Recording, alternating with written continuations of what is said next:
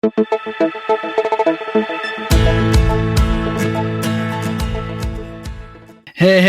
everybody. It's so good to see you. Even though I can't see you, it's another beautiful day in the neighborhood. And I'm excited to launch the first episode of the Persevering podcast, where you and I persevere through our challenges with joy. And that's the key thing that I want to bring with this podcast is that every challenge that we face in life, we have a choice to grieve it with joy or to grieve it with sorrow. And I have found that grieving my pain and my suffering in life with joy has helped me persevere through all the challenges that are before me. Which is why we have the Persevering podcast, which is why I'm so excited to bring it to you. And this podcast is for you. It's not for me, but for you to be able to listen and be able to enjoy my stories and other people's stories and how they are living beyond their challenges and persevering through them and being able to overcome those barriers in their life. So, today's episode, we're going to dive in to my story.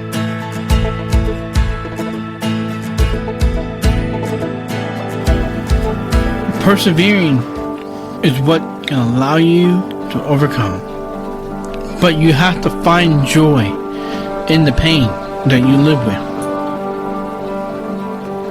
It's not going to be easy.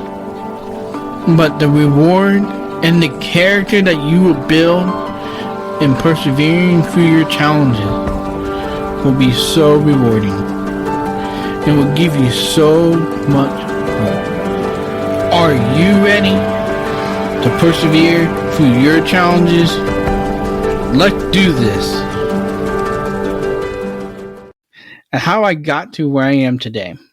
Obviously, there's lots of videos out there on TikTok and YouTube and all those other places where you can get different pieces of my story. But here is why I love podcasts, is we're going to hear the whole story. So you guys ready to dive into the journey? I'm ready. All right, here we go.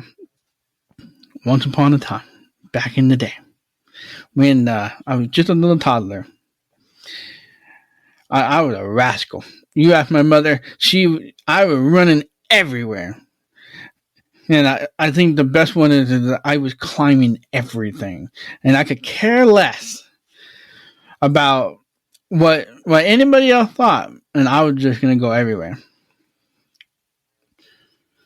But one of the things that my mom realized when I was about 1.5 years old, I mean, I was making sounds like, like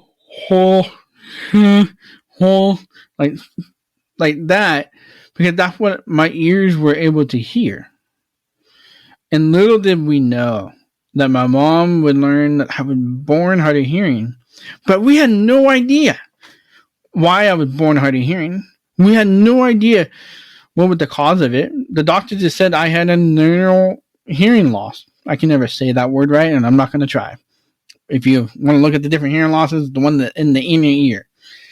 I got my first pair of hearing aids at age, my mom says it's 2, I say it's 1.5. Nobody knows. I don't remember those times, but my mom says I was 2 years old when I got my first pair of hearing aids. And it was a battle for them. It was a battle for them to fight for me to get hearing aids through insurance, and insurance wasn't really willing to cooperate for me to get hearing aids, which is a big problem out there for parents that are going to have kids that have a hearing loss, is being able to afford hearing aids, because these are not cheap. I mean, the current hearing aids I have are a little over $3,000 a pop, which is a big issue. Let's kind of fast forward through life here. So I've gotten my first pair of hearing aids. I'm climbing everything, being a little rascal, and I didn't know anything different. Everything was great. It was just perfect. You know, I mean, I was playing with everybody. Everybody we were working together. I was climbing trees and getting myself into trouble and doing all those things. But when I started realizing that I was different, was in the first grade. Because of my birthday, I had to repeat first grade twice. I didn't fail it. I just had to repeat it twice. What ended up happening is I had to wear this box, and it's called a trainer, and I can't find them online. I think they banned it from the internet because they were so ugly and so disgusting to look at. I mean, they were like puke color to the point where like the brown was so pukey that you couldn't imagine, like, why would you even put that on a kid? It's like you're red. It's like a target thing to be made fun of. That was the beginning when I realized I was having to wear this thing called a trainer. And basically how it works, it's a box, kind of like an Altoid box, and you should pretend you had two headphones plugged into it, and little robot straps that goes around the chest and over the shoulders. And the teacher would have a microphone, so that way I can increase the teacher's voice if I needed to hear the teacher better. I never used it, right? Because you were supposed to use it where you increase the teacher's voice, and I could care less. I didn't want to hear the teacher and have her tell me what to do. All I want to do is go play. And at that point is when we realized,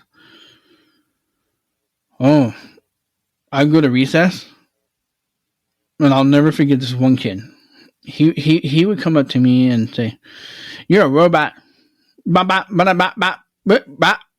I couldn't talk correctly back then, and I didn't know how to pronunciate my words or say my word back then. And he'd be like, "Bop, bop, boop, bop, boop, wait, bop, bop, boop, boop." And I learned how to use these hammers I have on my hands, and they became very intense.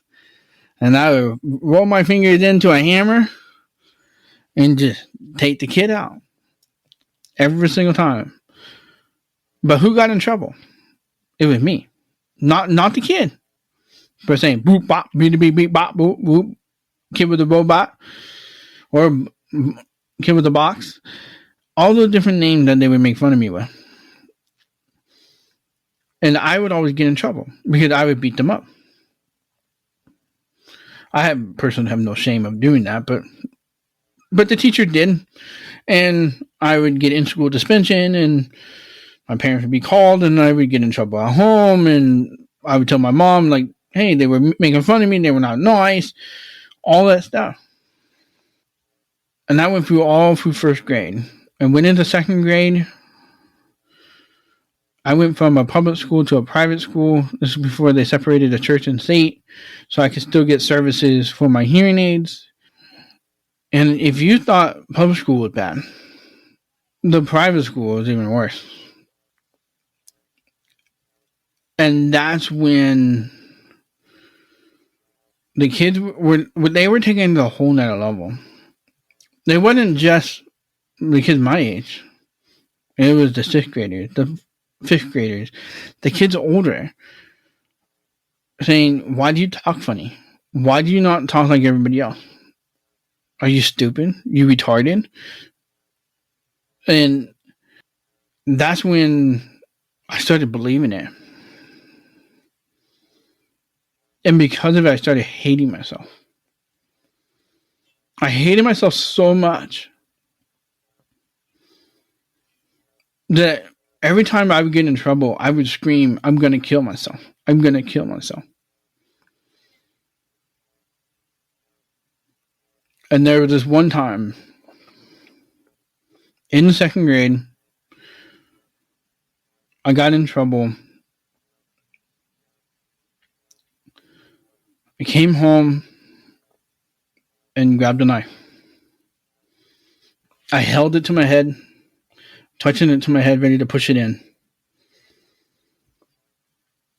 I was ready to take my life. Because I realized I hated myself so much.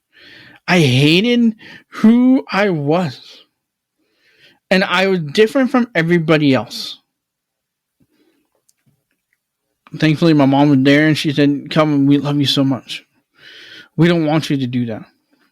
We care about you so much. So I put the knife down, and of course my mom takes my pocket knife away at that point, and I couldn't have it no more. That was another sore spot in my life. But I had to keep going to school. I had to continue to do all the things at school. And I would have tried to take my life 2 more times. One was a big butcher knife, and another one was another, like one of those sawing steak knives. Because I hated myself so much, there was no way out. I couldn't imagine having to live the rest of my life being made fun of because I talked funny. I couldn't imagine having to deal with this. Yes, my parents loved me. Everybody cared about me. But having to be different was becoming such a barrier for me. But then, shortly, right before Christmas break, I was playing on the playground, and this kid jumped on my sandcastle type thing I was building and destroyed it. And he was laughing, and he ran off, and there was a basketball nearby. And if you know me, I'm not a bad thrower. I threw that ball, hit him in the head, and made him stumble, and I was able to catch up. I jumped on him, and I just started punching him. And punching.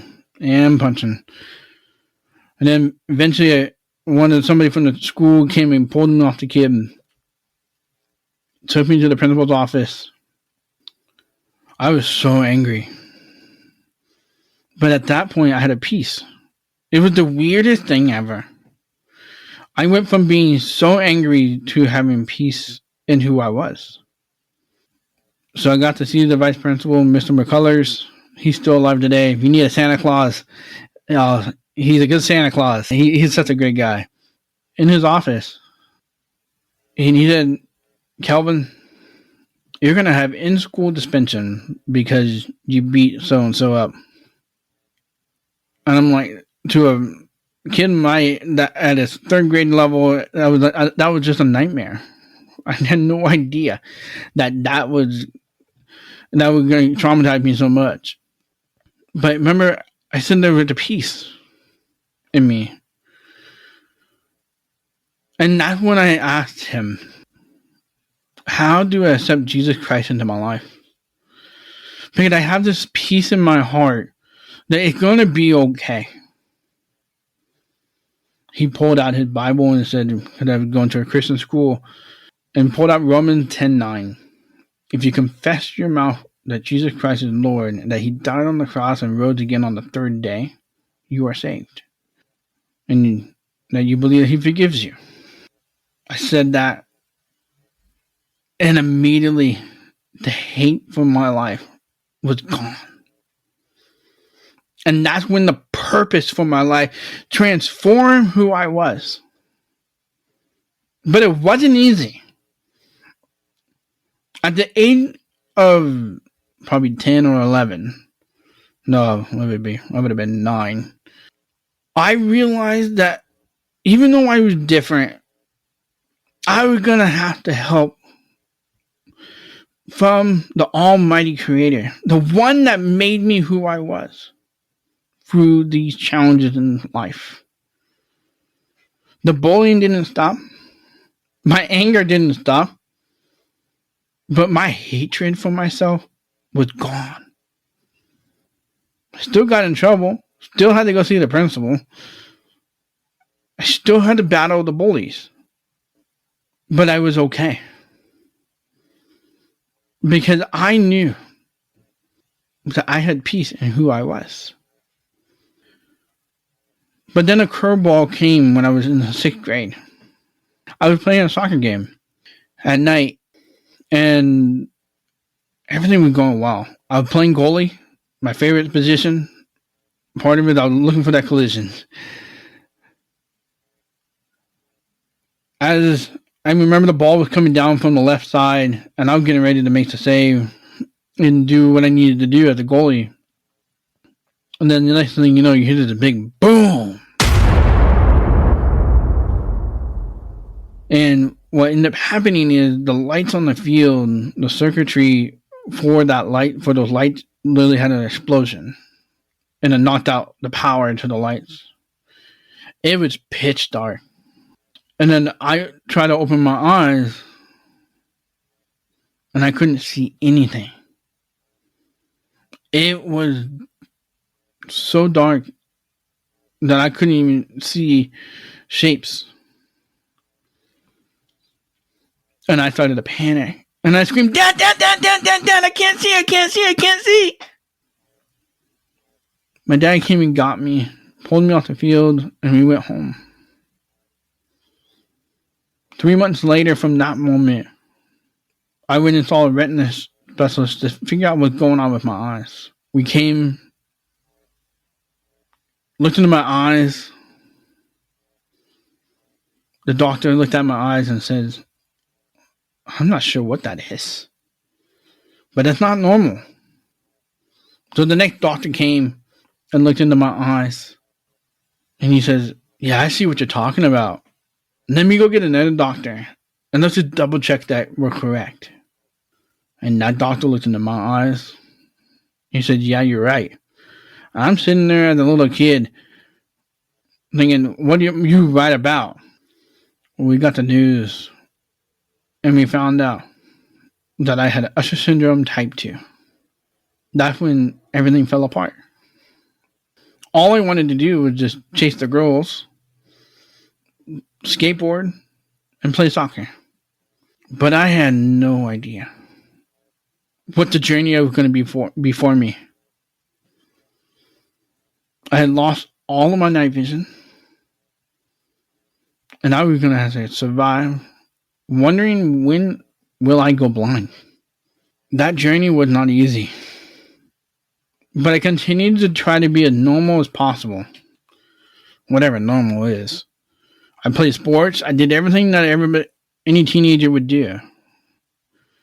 Got my driver's license. Got my first ticket. Later 24 hours after getting my driver's license. That's a pretty funny story. You're going to have to watch that on TikTok. I get through junior high and high school. Then I turned 19. Literally 2 months after turning 19, my vision had gotten to the point where I can no longer see a stoplight. I can no longer see the stop sign. And it was not even safe for me to travel by myself without a cane outside. But I wasn't willing to embrace blindness yet. I'm only 19 years old. I'm only living a life that every 19-year-old should live. Trying to find the girl to date and get married, have some kids, and move on with life. But that wasn't the path that was before me. I was just eating breakfast that November 2006. I was just eating breakfast. I just finished. You had all these tables around in the cafeteria. Beautiful scenery outside because it's in the mountains.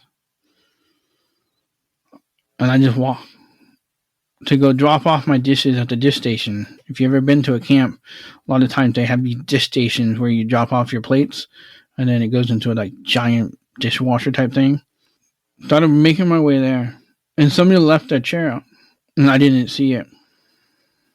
I hit the chair so hard. It sent my plate and my cup over the chair, and it sent me onto the floor. I'm on my knees, and I'm just crying, just sobbing, because I realized I had lost the bottom part of my vision.